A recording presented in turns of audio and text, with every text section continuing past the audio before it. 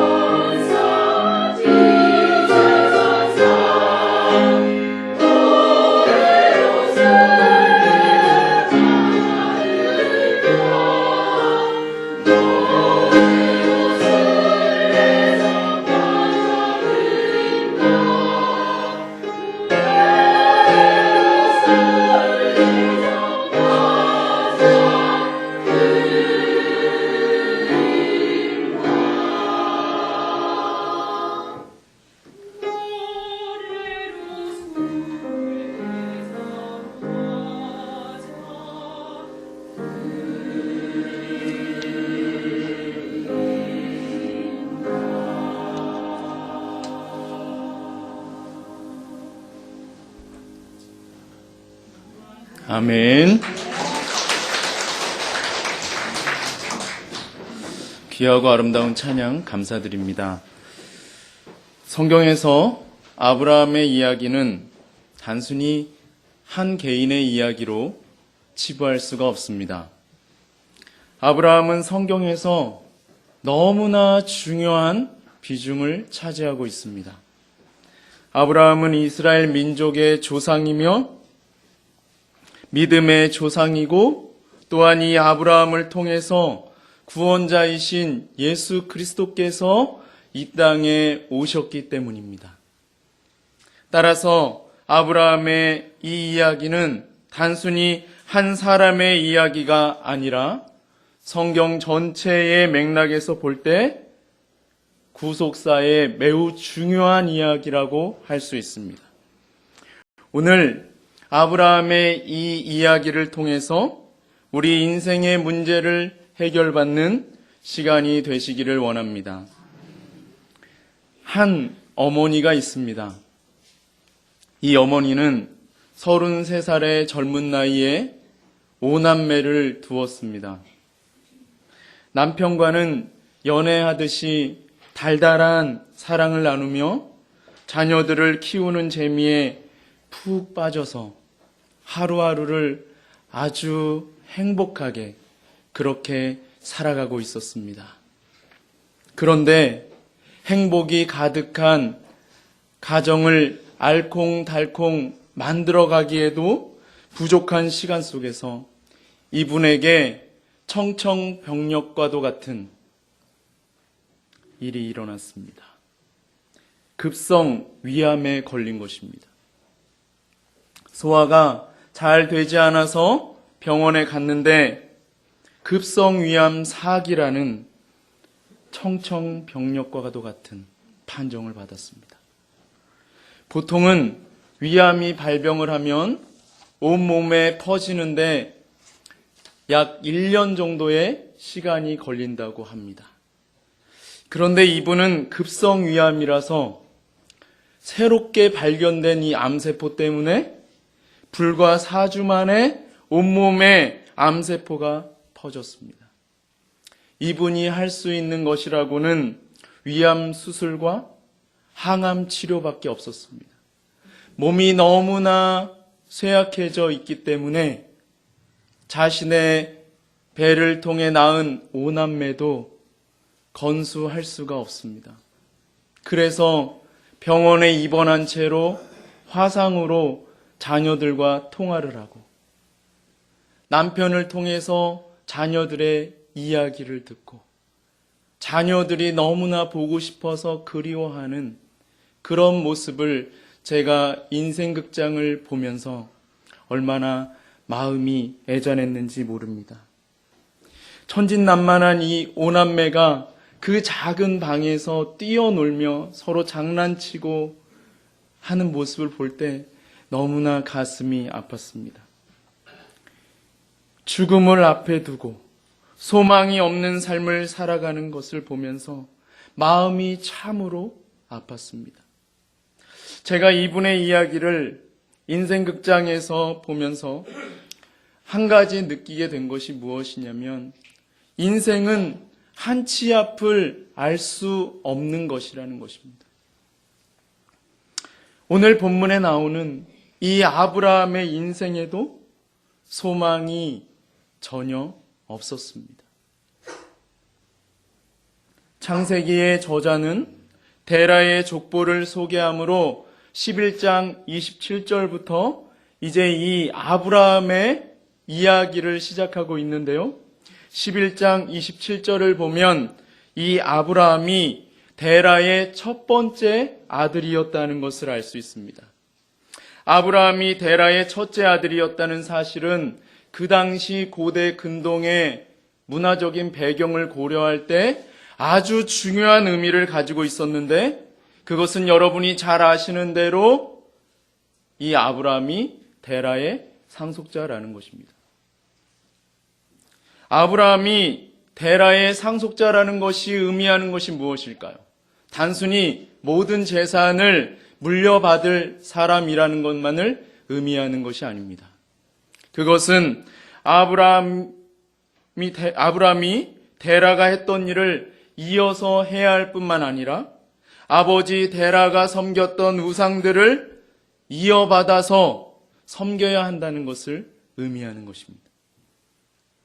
아버지 데라가 우상들을 주인으로 섬겼다는 것을 어떻게 알 수 있을까요? 성경에 기록이 되어 있기 때문에 알 수 있습니다. 여호수아서 24장 2절을 보면 이 데라가 우상들을 섬겼다고 분명하게 말씀하고 있습니다. 아까도 말씀드렸듯이 이 데라가 우상을 섬겼다는 것은 아브람도 대를 이어서 우상을 섬겨야 한다는 것을 의미했습니다.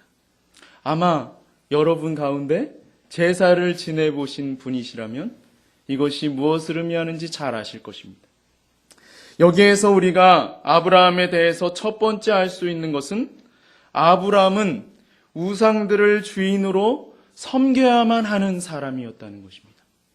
영적으로 암흑 세계에 있던 사람이었다는 것을 알 수 있습니다. 창세기 저자는 아브라함에 대해서 또 한 가지 매우 중요한 정보를 가르쳐 주고 있는데 30절을 보면 이 아브라함의 아내 사레가 임신하지 못함으로 아브라함에게 단 한 명의 자식도 없었다는 것을 알 수 있습니다. 또한 32절을 보면 아브라함의 아버지 데라가 205세의 나이에 하란에서 죽었다는 것을 알 수 있습니다. 여러분, 이것이 의미하는 것이 무엇일까요?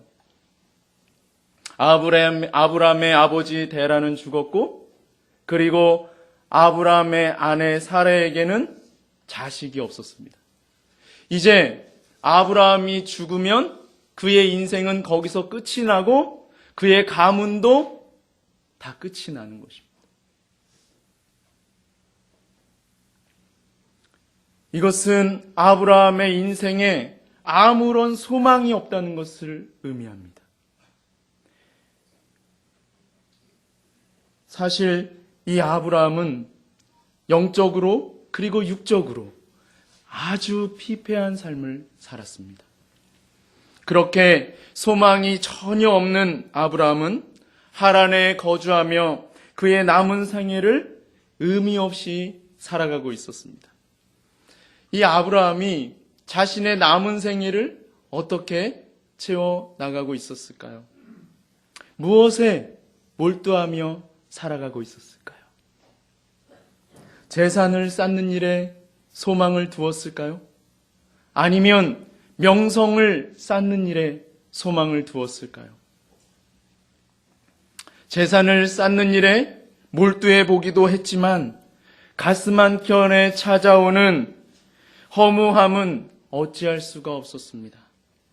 아내를 뜨겁게 사랑해 보기도 했지만 결국 죽게 된다는 사실 앞에서는 그것마저도 허망할 뿐이었습니다.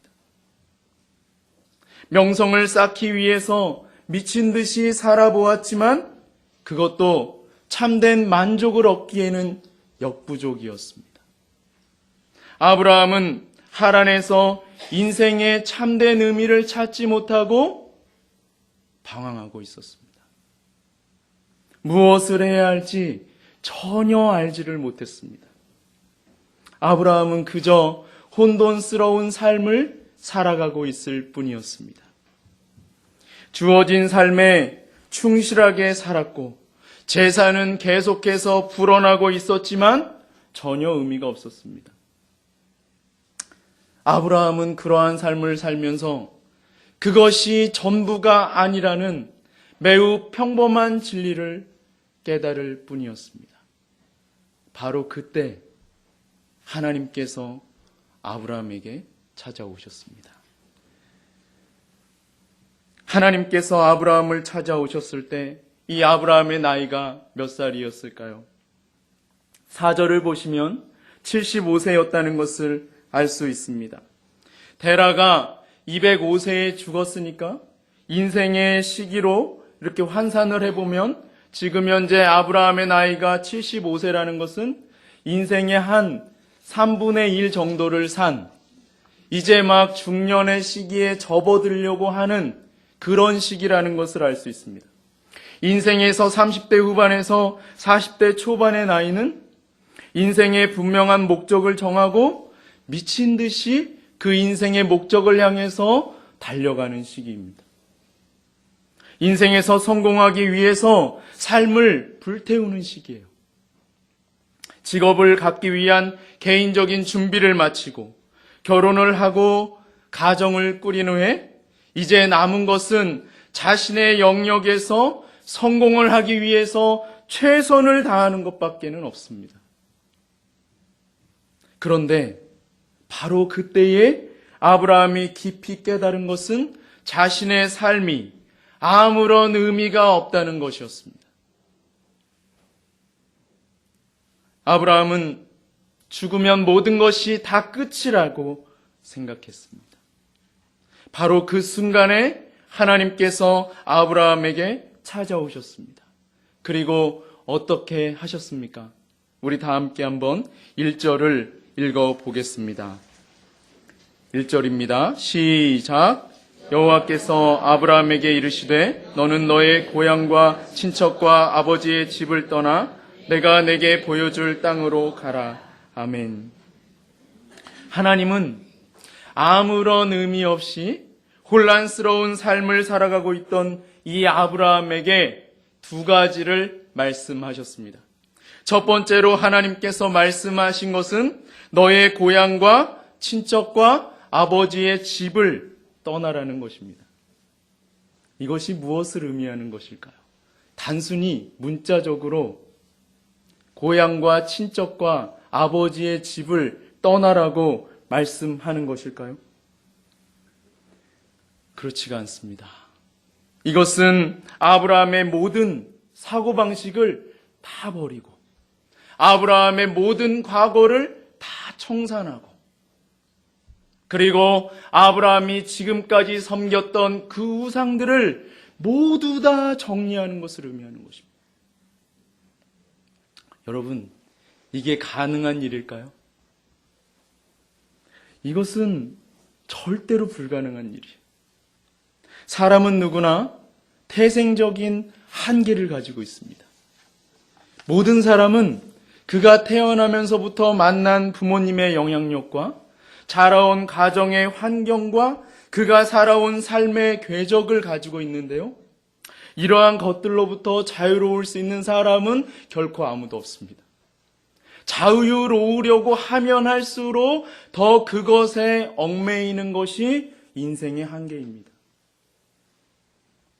사람은 모두 다 부모님의 영향력과 자라온 환경과 그가 살아온 삶의 궤적에 영향을 받고 살아가고 있습니다. 따라서 오늘 나의 삶을 결정짓는 것은 단순히 지금 내가 하는 행동이 아니라 이미 형성된 나의 사고방식과 이미 결정된 나의 삶의 패턴과 이미 결정된 나의 습관들입니다. 그래서 사람은 나이가 먹으면 먹을수록 더 변화되기가 어려운지 모르겠습니다. 아니 어쩌면 아예 불가능한지도 모르겠어요. 또 한 가지 하나님께서 아브라함에게 말씀하신 고향과 친척과 아버지의 집을 떠나라는 것은 과거와 완벽하게 단절하는 것으로서 자신의 내적인 죽음을 의미합니다. 이것은 자신의 모든 것을 다 내려놓는 거예요.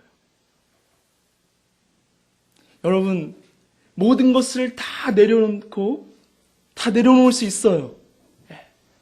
어떻게 보면 내려놓을 수 있을 것도 같습니다. 그런데 마지막 순간까지 결코 내려놓지 못하는 한 가지가 있는데 그게 뭔지 아세요? 나의 자아입니다. 나의 자아는 절대로 포기하지 못합니다. 끝까지 붙들고 있는 거예요. 그런데 오늘 말씀에서 하나님은 그 자아까지도 완전히 내려놓으라고 명령하시는 것입니다. 왜 내려놓아야 할까요? 왜 이렇게 가혹한 요구를 하시는 걸까요? 그래야 새 출발이 가능하기 때문이에요. 믿음의 새로운 세계로 들어갈 수 있기 때문이에요. 자신의 자아를 내려놓지 않고는 하나님의 인도하심을 받아서 살아갈 수가 없습니다. 자기 자신을 내려놓을 때 정말 신기하게도 그동안 전혀 보이지 않던 것들이 비로소 보이기 시작합니다. 이게 신앙의 세계예요. 하나님께서 아브라함에게 두 번째로 말씀하신 것은 내가 내게 보여줄 땅으로 가라는 것이었습니다. 하나님은 그 땅이 어떤 땅인지 아브라함에게 전혀 가르쳐주지 않으셨습니다. 예전의 성경을 보면 내가 내게 지시할 땅으로 가라 이렇게 되어 있죠. 근데 이번에 번역된 성경은 좀 더 원문에 충실하게 내가 내게 보여줄 땅으로 가라고 말씀을 하고 있는데 그 땅이 어디인지 하나님은 말씀하고 있지 않으십니다. 이것이 무엇을 의미하는 것일까요? 믿음은 모든 것을 다 파악하고 가는 게 아니라는 거예요. 아무것도 모르는 상태에서 하나님의 말씀 그것 하나 붙들고 나아가는 것이라는 것입니다. 여러분, 그 당시에는 지도도 없었고요, 나침판도 없었고 아무것도 없었어요. 어떻게 그곳을 가야 할지 전혀 모르는 상황입니다. 오직 사람을 통해서 그 땅으로 조금씩 나아갈 수 있을 뿐이었어요. 의지할 것이 전혀 없는 상황 속에서 아브라함은 오직 하나님의 말씀만을 따라갔습니다. 그런데 여러분, 아까도 말씀드렸듯이 이것은 전혀 불가능한 것이에요. 결코 사람은 이렇게 할 수 없다는 것입니다. 여러분, 근데 오늘 말씀에서 이 아브라함은 그렇게 불가능한 변화를 가능하도록 이끌어냈어요. 어떻게 그렇게 할 수 있었을까요? 오늘 말씀 속에 그 해답이 있는데요. 바로 살아계신 하나님을 인격적으로 깊이 만났기 때문이에요. 정말 우리의 눈에 보이지는 않지만 존재하고 계신 그 하나님을 인격적으로 깊이 만나니까 아브라함이 행동을 취합니다. 아브라함은 살아계신 하나님을 만났습니다. 그 하나님을 만나니까 어떤 일이 벌어집니까? 한번 4절을 보겠습니다. 우리 다 함께 4절을 같이 읽어보겠습니다. 시작. 이에 아브라함이 여호와의 말씀을 따라갔고 롯도 그와 함께 갔으며 아브라함이 하란을 떠날 때에 75세였더라. 아멘. 하나님을 인격적으로 깊이 만난 아브라함이 여호와의 말씀을 따라 하란으로 떠나는 것을 볼 수가 있습니다. 아브라함이 하란을 떠났다는 것은 그냥 단순히 하란을 떠난 것을 의미하는 것이 아니라 그의 삶을 규정했던 태생적인 한계로부터 완전히 자유롭게 되었다는 것을 의미하고 그의 의식 구조가 완전히 변화되어 그가 완전히 새롭게 되었다는 것을 의미합니다.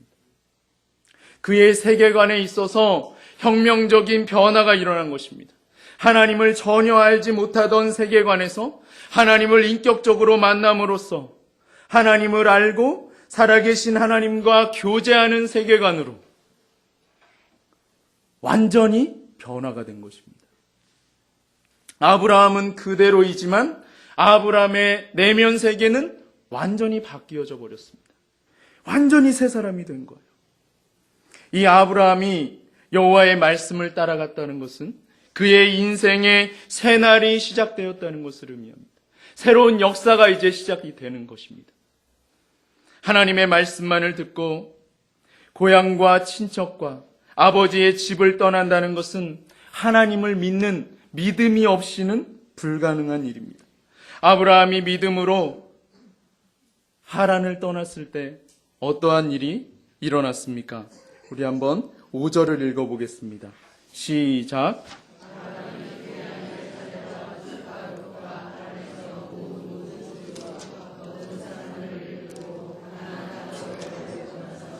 마침내 가나안 땅에 들어갔더라.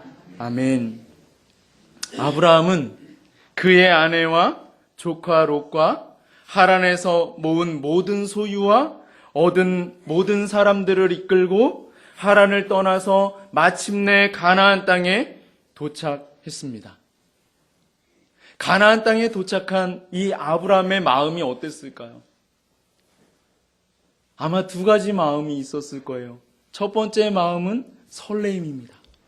하나님의 약속을 믿고 따라가면 이제 하나님께서 나에게 어떻게 역사하실까? 이 새로운 땅에서 어떠한 놀라운 일이 펼쳐질까? 하나님의 약속이 어떻게 성취되어져 갈까? 하는 기대감, 설레임, 그런 마음이 있었고요. 또 한 가지 마음은 두려움이었습니다. 그 땅에는 가나안 사람들이 살고 있었기 때문에 자신의 안전을 전혀 보장받을 수 없는 상황 가운데 막연한 두려움이 아브라함에게는 있었을 것입니다.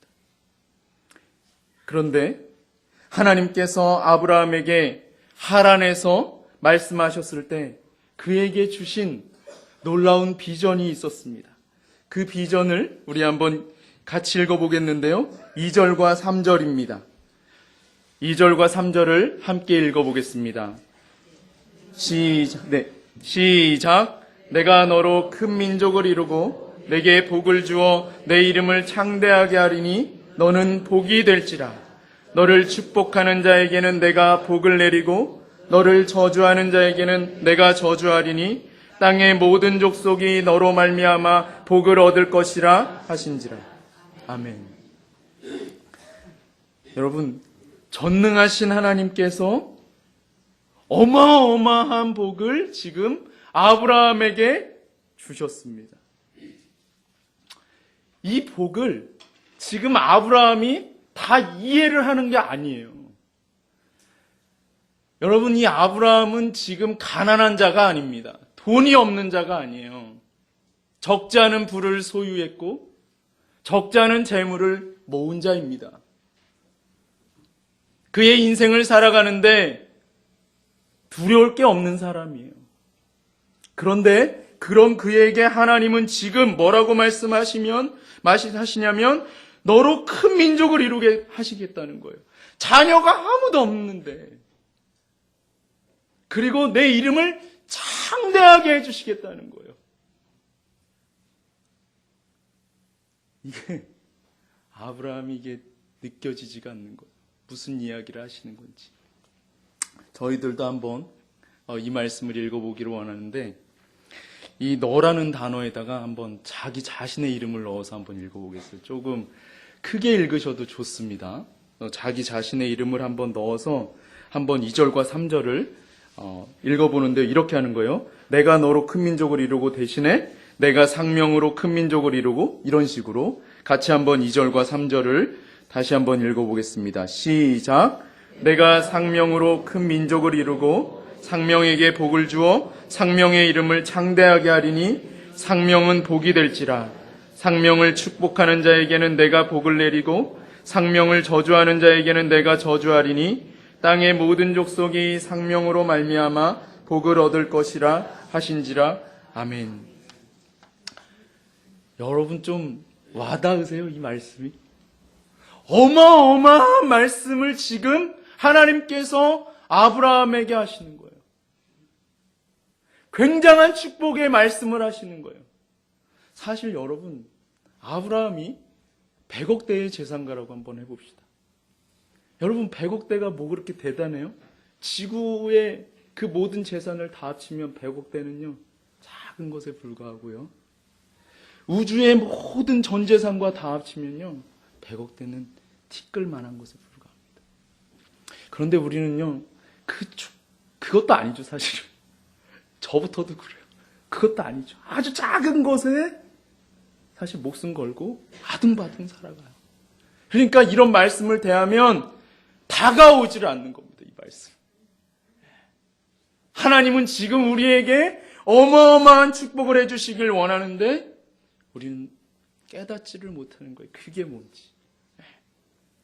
그런데 너무나도 감사한 것은 아브라함이 이 놀라운 약속의 말씀을 붙들고 가나안 땅으로 출발하였으며 마침내 가나안 땅에 도착했다는 것입니다. 그리고 다시 이 말씀을 붙들기 시작했습니다. 그때 하나님께서 다시 아브라함에게 나타나서 말씀하셨습니다. 7절과 8절을 같이 한번 읽어보겠습니다. 시작. 여호와께서 아브라함에게 나타나 이르시되 내가 이 땅을 내 자손에게 주리라 하신지라. 자기에게 나타나신 여호와께 그가 그곳에서 제단을 쌓고 거기서 베델 동쪽 산으로 옮겨 장막을 치니 서쪽은 베델이요 동쪽은 아이라. 그가 그곳에서 여호와께 제단을 쌓고 여호와의 이름을 부르더니. 아멘. 여러분, 자녀가 하나도 없잖아요, 지금 아브라함이. 근데 하나님께서 다시 나타나셔서 내가 이 땅을 내 자손에게 주겠다, 이렇게 선포하시는 거예요. 전능하신 하나님께서 내가 이 땅을 너와 내 자손에게 주겠다 약속하시는 것입니다. 어마어마한 약속을 하는 거예요. 하나님의 약속을 받은 이 아브라함은 이제 아무것도 두려워할 것이 없습니다. 여러분, 정말 믿음이 마음속에 들어가기 시작하면은 두려움이 싹 사라져 버려요. 그리고 그 마음이 기쁨으로 충만하게 됩니다. 막 울끈불끈 하는 거예요. 결단을 하게 됩니다. 믿음으로 막 나아가게 돼요. 하나님의 약속의 말씀이 있으니까. 하나님은 살아계시니까. 나의 하나님은 역사하고 계시니까. 아무것도 두려워할 것이 없는 것입니다.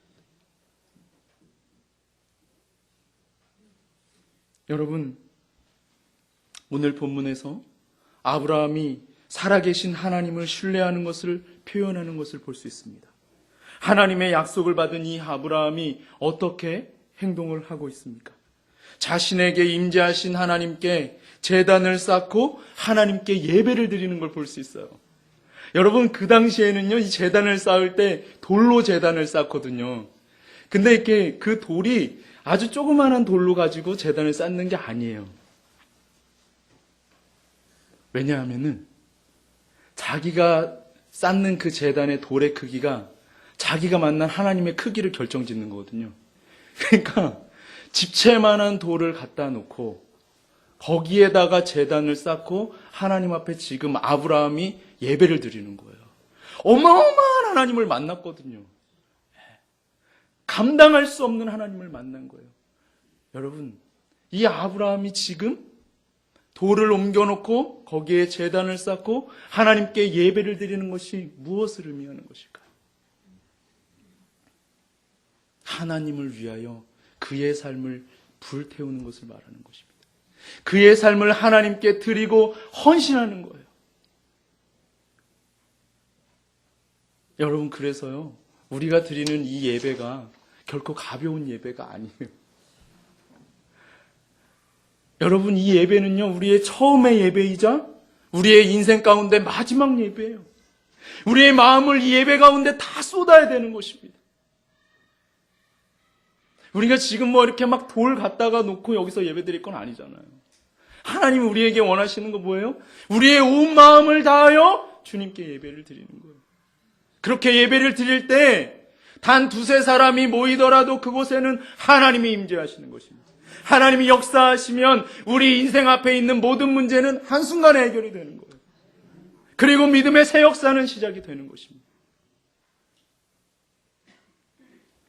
여러분, 이 아브라함에게 하나님께서 축복하신 축복은 그가 감당할 수 없는 축복이었는데 그것이 무엇일까요? 재산을 더 불리는 것이요? 아닙니다. 우리 다 함께 한번 마태복음 1장 1절을 찾아서 읽어보겠습니다. 마태복음 1장 1절.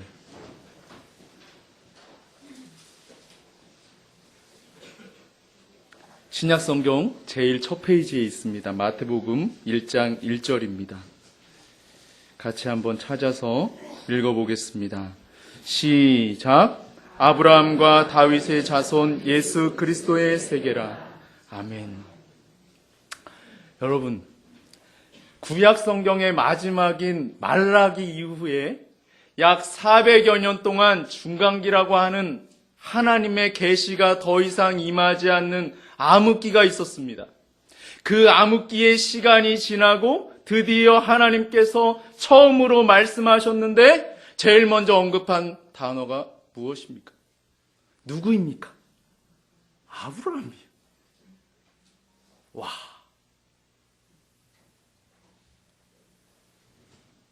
우리의 구원자여 주인이시며 하나님의 아들이신 예수 그리스도께서 아브라함을 통하여 오신 거예요. 예수 그리스도는 아브라함의 자손이십니다. 여러분이 아브라함을 따로 떼어놓고 예수 그리스도를 말할 수가 없어요. 시작이 안 되는 겁니다. 여러분, 하나님께서 이 아브라함을 예수 그리스도의 조상이 되게 해주셨어요. 어마어마한 거죠. 아브라함이 이걸 다 보지도 못한 거예요. 아브라함은 그야말로 하나님의 축복하심으로 말미암아 복덩어리가 되었습니다. 복덩어리. 모든 족속이 아브라함의 후손이신 이 예수 그리스도를 인하여 구원을 받는 놀라운 일이 일어났습니다. 여러분, 하나님께서 지금 우리에게도 우리가 감당할 수 없는 놀라운 비전을 말씀해 주셨거든요. 사실 우리는 그 약속을 향해서 한 걸음 한 걸음 나아가고 있습니다. 여러분, 우리가 받은 그 놀라운 약속의 비전이 무엇입니까? 우리가 받은 놀라운 약속의 비전은 하나님의 나라예요. 영원한 하나님 나라. 그 땅을 향하여 우리는 지금 나아가고 있는 것입니다. 이게 그죠? 저도 그렇습니다. 저도 가서 살아본 적이 없기 때문에 그곳이 얼마나 놀라운 곳인지, 얼마나 대단한 곳인지 전혀 알지 못합니다. 그냥 말씀을 통해서 믿고 말씀만 붙들고 있을 뿐이에요. 하지만 하나님께서 분명하게 약속하고 계신 것은 그 땅은 슬픔이 전혀 없고 절망이 전혀 없고 하나님이 함께 하시며 행복한 곳이라는 것입니다. 이 땅에 아무리 좋은 것도 그 땅에 하찮은 것과 비교할 수도 없는 그런 영원한 곳을 향해서 우리는 지금 나아가고 있는 거예요. 근데 우리가 문득문득 이것을 잃어버리죠. 왜냐하면 우리의 눈에 보이지 않고 우리의 눈에는 지금 그냥 내 앞에 급급해 있는 이 문제, 이것 하나에만 마음이 가기 때문에. 그런데요, 여러분, 하나님을 믿고 나아가는 자는 이 땅 가운데에서 절대로 망하지 않습니다. 하나님이 그 인생을 책임지십니다. 모든 문제 가운데 승리케 하십니다. 아버지 하나님께서 그 인생을 책임지고 있기 때문에 부를 쌓을 수밖에 없고 명예를 얻을 수밖에 없으며 그의 인생은 잘 될 수밖에 없고 그의 자손들은 번성할 수밖에 없습니다. 여러분, 이게 하나님의 약속의 말씀이잖아요. 여러분, 그것을 입증하세요. 여러분의 삶을 통해서 보여주세요. 하나님의 약속의 말씀을 붙들고 살아갈 때 때로는 죄와 결단해야 될 것들이 있습니다. 죄악된 것들이 있어요. 내 안에 더러운 것들이 있습니다. 끊어내버려야 할 것들이 있어요. 태생적인 한계를 극복해야 되는 거예요. 나의 과거를 완전히 단절시켜야 되는 거예요. 그렇게 하나님과 인격적으로 교제하며 나아갈 때 때로는 복음 때문에 고난을 당할 수는 있지만 결코 그의 인생 가운데 실패는 없습니다. 하나님께서 함께 하시기 때문에 어떠한 어려움 가운데서 승리케 하시고 우리의 사업장과 우리의 가정과 우리의 후손들을 하나님께서 지키시고 보호하셔서 모두 다 승리케 하시는 것입니다. 여러분, 저는 저와 여러분이 오늘 이 약속의 말씀을 여러분의 심정 가운데, 여러분의 심령 가운데 새기셨으면 좋겠어요. 이 2절과 3절의 이 약속의 말씀을 여러분의 마음 가운데 새기시고 그 말씀을 붙들고 살아가심으로 사실이 올해 2016년이 지금 녹록치가 않을 것이라고 예측이 되고 있어요. 여러 곳에서 그러한 신호들이 나타나고 있는데 정말 이 말씀을 붙들고 나아가심으로 그러한 불확실성이 가득한 세상 속에서 불확실성에 갇혀서 아무것도 하지 못하는 것이 아니라 하나님의 약속의 말씀을 붙들고 일어나셔서 승리하는 한 해가 되시기를 축원합니다. 다 함께 기도드리겠습니다. 살아계신